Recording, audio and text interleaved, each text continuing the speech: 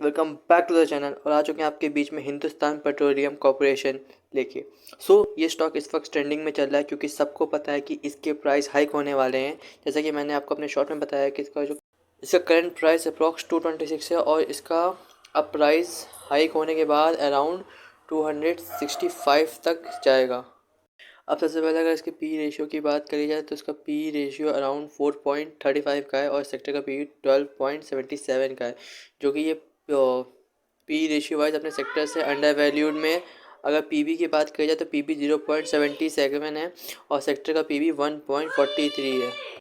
और अगर dividend yield की बात की जाए तो इसका डिविडेंड है 6.26 और सेक्टर का डिविडेंड है 1.86, जो कि काफ़ी अच्छा साइन होगा इसके लिए।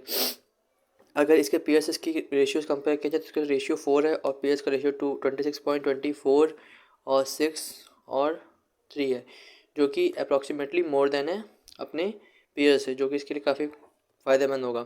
अगर इसके रेवेन्यू की बात किया जाए तो इसका रेवेन्यू इंक्रीजिंग है। आप देख सकते हैं 4 साल में इसका रेवेन्यू बढ़ रहा है।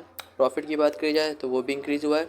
अब अगर इसके फाइनेंशियल स्टेटमेंट्स को डीपली एनालाइज किया जाए तो इसकी नेट इनकम में थोड़ा सा गिरावट है, थोड़ी सी कमी है। अगर बैलेंस शीट की बात की जाए तो टोटल एसेट्स बढ़ता हुआ देखने को मिला, लगातार काफ़ी स्पीड से बढ़ रहा है और साथ ही साथ इसकी लाइबिलिटी भी बढ़ रही है, लेकिन लाइबिलिटी उस स्पीड से नहीं बढ़ रही जिस स्पीड से इसकी एसेट्स बढ़ रही हैं। अगर कैश फ्लो की बात करी जाए तो कैश फ्लो इसका ऑल टोटल पॉजिटिव में है। 1 साल के नेगेटिव के बाद ये 2 साल से पॉजिटिव में चल रहा है। अब सबसे मेन और सबसे इंपॉर्टेंट अगर इसके होल्डिंग्स की बात करी जाए तो फॉरेन इंस्टीट्यूट ने तो इसकी होल्डिंग कम करी है थोड़ी, मतलब 20 से ये 15% पे लाया है। कुछ तो ऐसा उन्होंने देखा है जून से लेकर दिसंबर के बीच में कि उनको अपनी होल्डिंग्स कम करनी पड़ी। लेकिन यहाँ अगर प्रमोटर्स की होल्डिंग्स की बात की जाए तो प्रमोटर्स ने होल्डिंग्स को एकदम कंसिस्टेंट रखा है, मतलब कि उनको भरोसा है अपनी कंपनी के, वो कुछ ना कुछ करेंगे।